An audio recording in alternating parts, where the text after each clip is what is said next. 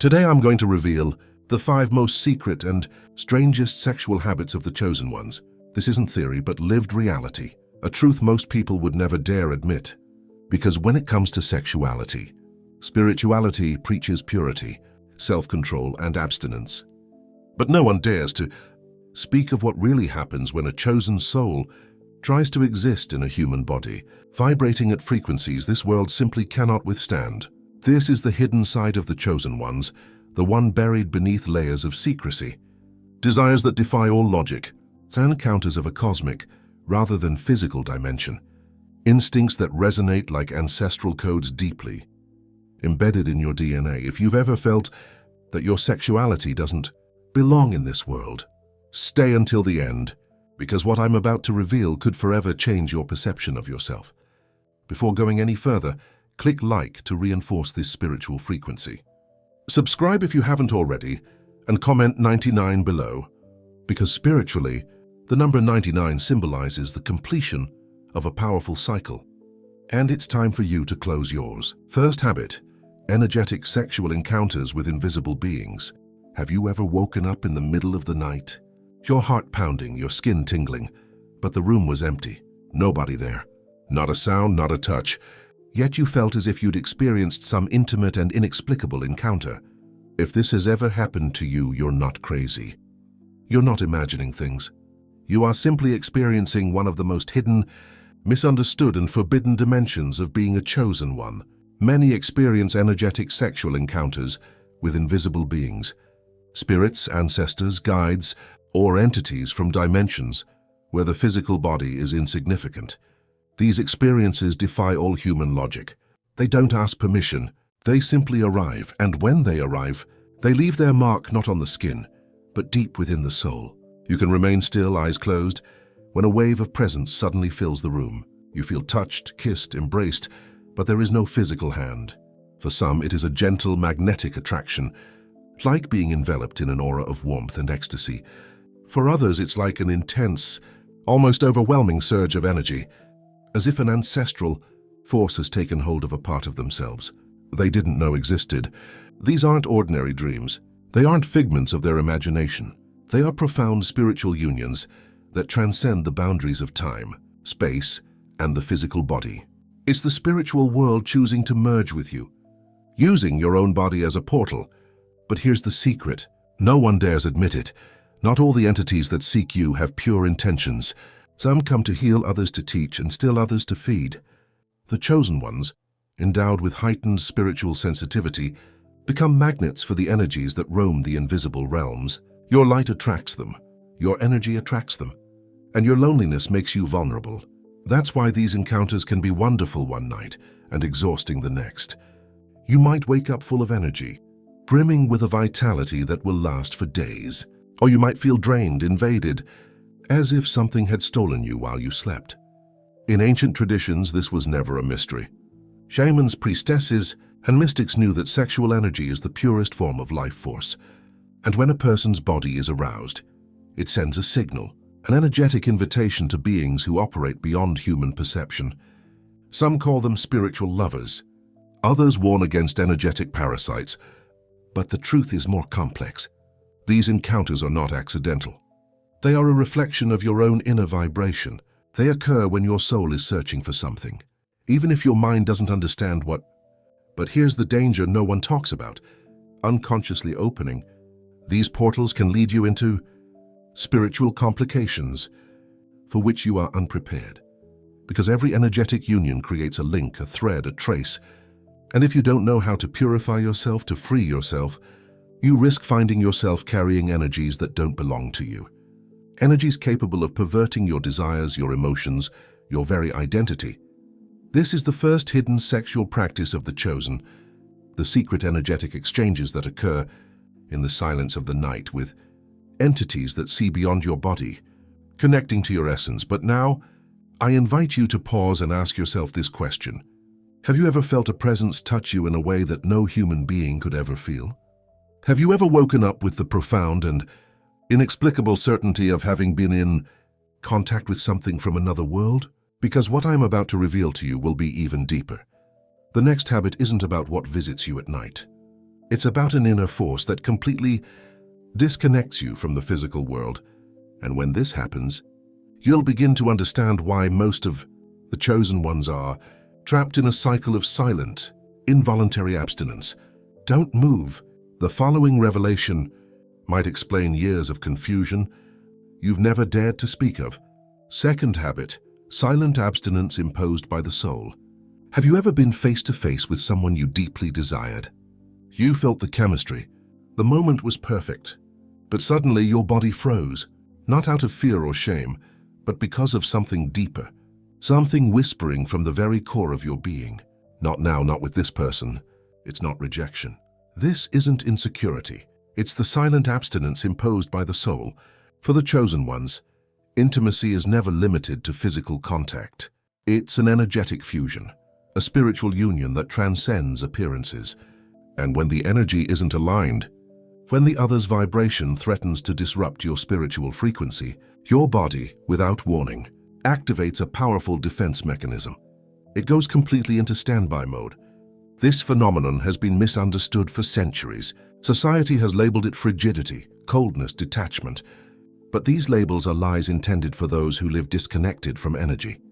The truth is that your soul protects itself from a connection that would fragment your essence, disrupt your vibration, and leave scars not on your body, but on your aura. Many chosen ones have spent years in silence, questioning themselves, wondering why this desire consumes them. But when the moment to act arrives, the flame dies.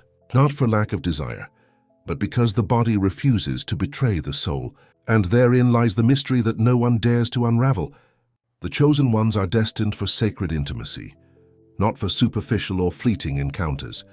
Each union inscribes a code into their spiritual DNA. Every contact carries a weight, a responsibility, a commitment that the chosen one feels even when the other person does not. This is why this abstinence can last for months, even years. It is neither a punishment nor a repression. This is a period of energetic realignment where your soul rejects energies that could dilute your power. But let's talk about the hidden price, because this silence comes at a high cost. The world doesn't understand involuntary abstinence. Your friends will ask if you've lost all interest in love. Your family will wonder if something is wrong with you. Your potential partners will feel rejected, bewildered by the invisible wall that has suddenly gone up between you. But none of them sees what's really happening. They don't perceive the sacred dialogue between your soul and your body, the inner struggle where your essence fights to remain intact. For the chosen ones, every act of intimacy is a spiritual pact, and signing a false pact is more dangerous than solitude itself. This is where things get even more complicated. Sometimes this abstinence isn't due to any mistake on the other person's part. Sometimes it's due to the fact that they are still in the process of rediscovering each other. Your energy is still realigning. Your soul is still being purified, and the universe knows that any premature connection could disrupt this alignment. It's like a sacred seal placed upon you, not as a punishment but as a protection. Because your energy is too precious to be wasted on meaningless encounters. It demands depth. It demands truth. It demands the soul's gratitude. And yet, as the months turn into years, this silent abstinence begins to test you. You begin to doubt your worth. You wonder if you are broken. You fear you are doomed to solitude. But this, my friend, is the greatest of illusions. For in silence, a profound transformation takes place. The chosen one's abstinence is not emptiness. It is gestation, a sacred cocoon where your soul weaves a new blueprint of intimacy. A blueprint untainted by trauma, nor diluted by ego, but created for a connection that is not only carnal but cosmic. Now, let me ask you, have you ever felt that invisible wall? That moment when your mind says yes, your body says yes, but your soul mercilessly says no, for if you have done this, you are neither imperfect nor cursed. You are prepared for a union this world is not yet ready to understand. And what I'm about to tell you will take you even further. For while some chosen ones remain abstinent for divine protection, others are irresistibly drawn to those who carry wounds they are not meant to heal. The next habit will reveal why your soul constantly attracts suffering, disguised as love. Stay with me, because what follows could explain all the chaotic relationships you've experienced. Habit number 3, the magnetic attraction to wounded souls. Why do people who are so like you fall in love with broken people? Why does your heart feel an irresistible pull toward those drowning in their own darkness? This isn't a fetish, nor is it a savior complex. It's something much deeper, more primal, a suffering radar for the soul. You walk into a room and without knowing how you feel it, the weight someone carries, the silent scream behind their smile, their unspoken wounds resonate on frequencies only our minds can perceive, and before you even realize it, you're irresistibly drawn in, like a healer sensing a wound begging to be touched. But here's the truth. This attraction is not accidental. It is karmic. The chosen ones are born with a spiritual blueprint dedicated to transformation. They carry within them codes of light which, through contact with the suffering of others, activate a current of healing. It is not a choice. It is their very nature. And that is why broken souls are drawn to them. They feel it even without understanding it. For them, your presence is a relief, like a bandage on a wound, like a breath of fresh air after years of suffocation. But that's where the danger begins. In trying to soothe them, you end up absorbing their burden. You give, you carry, and you both suffer. And most of the time, they don't even realize the damage it's causing you. What begins as a deep connection gradually transforms into a spiritual transaction where you give everything, your time, your energy, your body, in a desperate attempt to merge with their pain, to heal it, to purify it. But in these cases, intimacy becomes a battleground. Sex becomes a ritual of healing, but also of self-sacrifice. We delve into their wounds hoping to mend them. But each touch, each embrace, leaves us more broken than ever. And when the mission is accomplished, when their fragments begin to come together, they usually leave. Sometimes with gratitude, sometimes with indifference, but always leaving us with an indescribable void, because you didn't just give your affection, you gave pieces of your soul, fragments of yourself that you never got back. And it's this painful cycle that most of the chosen ones don't understand. You keep attracting broken souls because your energy keeps emanating. I can heal you. It's an unconscious signal, a beacon calling to every wounded heart. The more you heal others, the more unworthy you feel of receiving that same healing in return. But it's essential to understand this. Not everyone you heal is meant to stay. Not every soul you heal is your soulmate. Some people enter your life not to love, but to correct. Their purpose is to receive. Yours is to liberate. But if you don't recognize this pattern, you'll remain trapped in a vicious cycle of intense and chaotic relationships. Each one will leave you a little more exhausted, a little more disconnected from your true self. And yet there's another dimension that few dare to confront. Sometimes the problem doesn't lie with them. Sometimes it lies with you. It's not just their suffering that draws you in. It's your own reflection in their wounds. Because deep down, a part of you believes that by healing them, you will ultimately heal yourself. It's an unconscious pact, a silent hope that by mending what is broken in them, you can mend what you feel is broken within yourself. But this is the greatest of illusions, because you cannot heal yourself through the redemption of others. You can't heal your own wounds by mending someone else's. True healing begins when you stop viewing relationships as rescue missions. So ask yourself, how many times have you confused intensity with connection? How many times have you mistaken chaos for passion? How many times have you burned yourself trying to ignite the flame in someone else? The irresistible pull of a loved one on wounded souls is not a curse.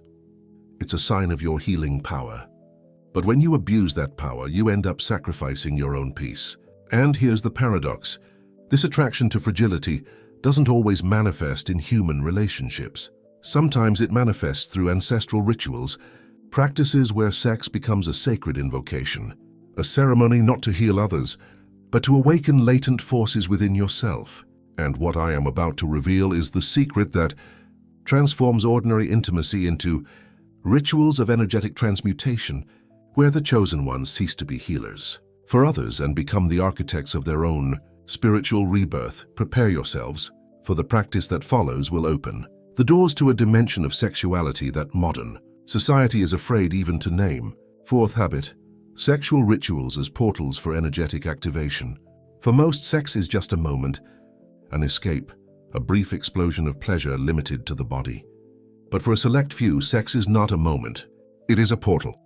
It is a ceremony where the physical is transformed into alchemy, a sacred ritual where energy is not only exchanged, it is activated, she is transformed, she is liberated into unspeakable dimensions.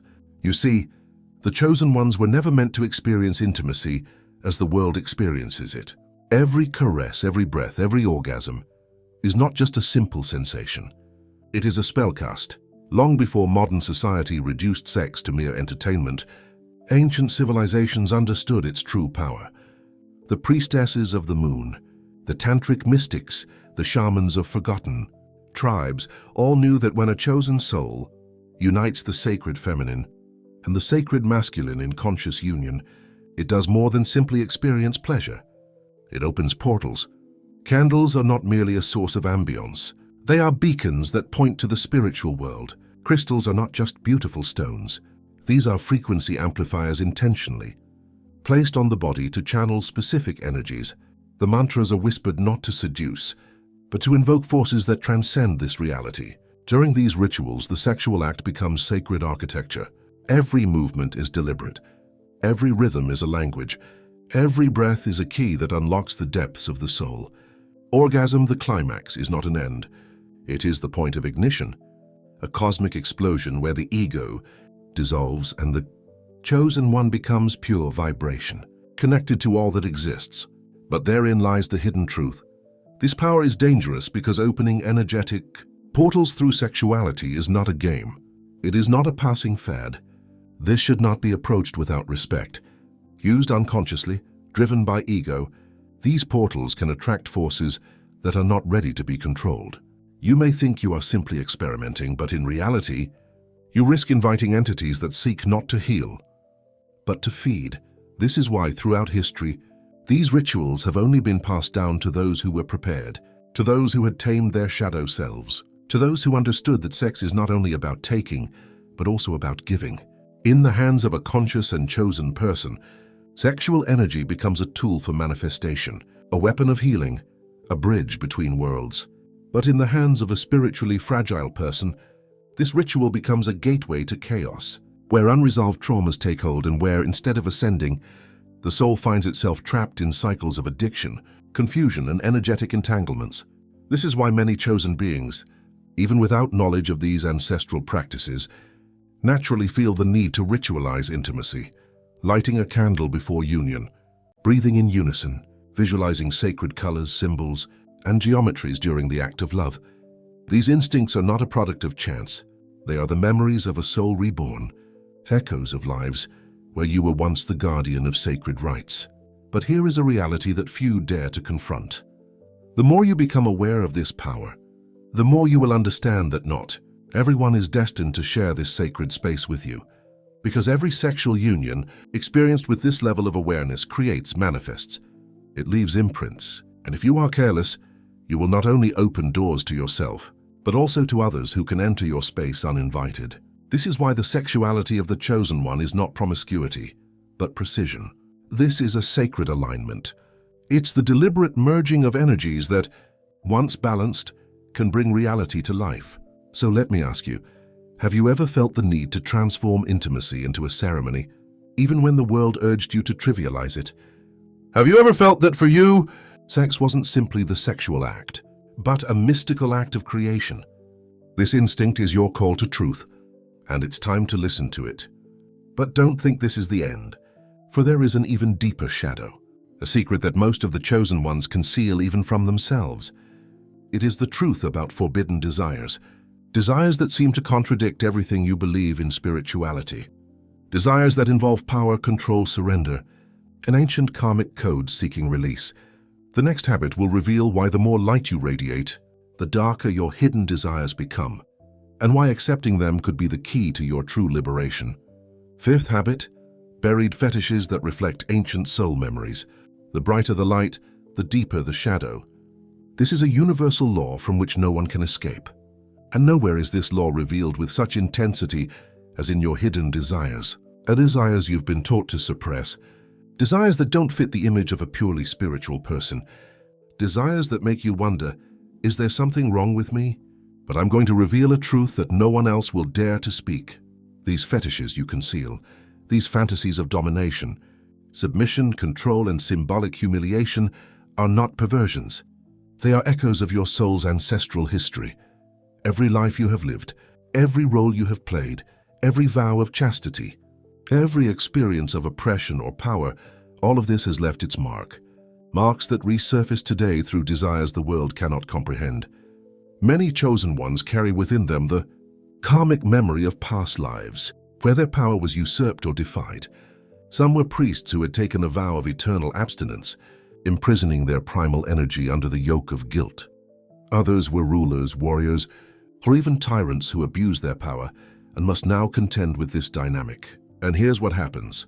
Your body remembers what your mind tries to forget. That's why certain desires arise. Desires that seem forbidden. Desires that contradict the narrative of the light worker. But these desires aren't mistakes. They're the body's way of rebalancing extremes. A sacred mechanism the soul activates to recover its lost fragments. You see, in the sacred dance of intimacy, dominance and submission are not simply roles. They are archetypes, symbols of power, trust, vulnerability, and surrender. When approached consciously, these dynamics become rituals of profound healing. The dominant partner is not a tyrant. They are the guardian of this sacred space, responsible for guiding, protecting, and channeling energy with precision. The submissive person is not weak. They are the one who has the courage to let go, to place such deep trust that they allow themselves to be seen, broken, and then rebuilt. This exchange, when intentional, can release traumas that no therapy has been able to soothe, because it is no longer a struggle of the ego, but a true ceremony of soul transformation. But here's the other side of the coin, the one no one tells you about. When these desires are buried under shame, when they're lived in secret, they become toxic. The cycle of repression fuels guilt. Guilt fuels obsession. Obsession breeds unconscious self-sabotaging behaviors, and the person finds themselves trapped in a vicious cycle where their own power becomes their prison. This is why it is essential to illuminate these shadowy areas, to approach these desires not as flaws, but as sacred codes seeking integration. You are not here to be perfect. You are here to be whole. Every part of you, the healer, the lover, the sovereign, the servant, lives within you, waiting for you to accept it, to offer it a sacred space where it can flourish in harmony. Once you understand this, your relationship with intimacy will be completely transformed. Sex will cease to be a simple act of physical release, but will become a spiritual ritual of personal growth. However, be warned, this path requires awareness, because when these dynamics develop unconsciously, they can lead to addiction. We can lose ourselves in the intoxication of control or the numbness of submission. But when experienced mindfully, these experiences become powerful tools for personal growth. Now, let me ask you a question you've never dared to ask yourself. Have you ever felt a deep desire to dominate? Not to harm, but to guide, or a desire to surrender? Not out of weakness, but out of a sacred trust that says, I can let go without fear. If you have felt this, you are neither broken nor impure. You remember. These are ancestral codes awakening within you, inviting you to reclaim the parts of your essence once silenced by dogma, oppressed by fear, or chained by false notions of spiritual perfection. Here is the fifth hidden habit of the chosen, the sacred dance of power and surrender, a realm where desires are not sins but keys that, used wisely, can reveal unsuspected dimensions of yourself. But this revelation is not the end. For now that you have discovered these 5 forbidden habits, the real question remains, what will you do with this knowledge?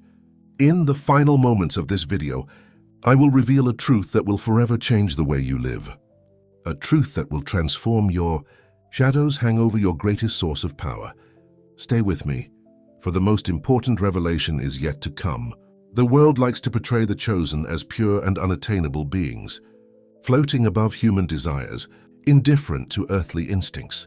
But you and I know the truth. Being chosen is not about perfection. It is about bearing a soul that burns with an intensity too great for the superficial constraints of this world. It is chaos. It is raw power. This is madness. You're not here to be a saint. You're here to be whole. Your sexual habits aren't flaws. They're encrypted codes, keys forged in lives of light and shadow.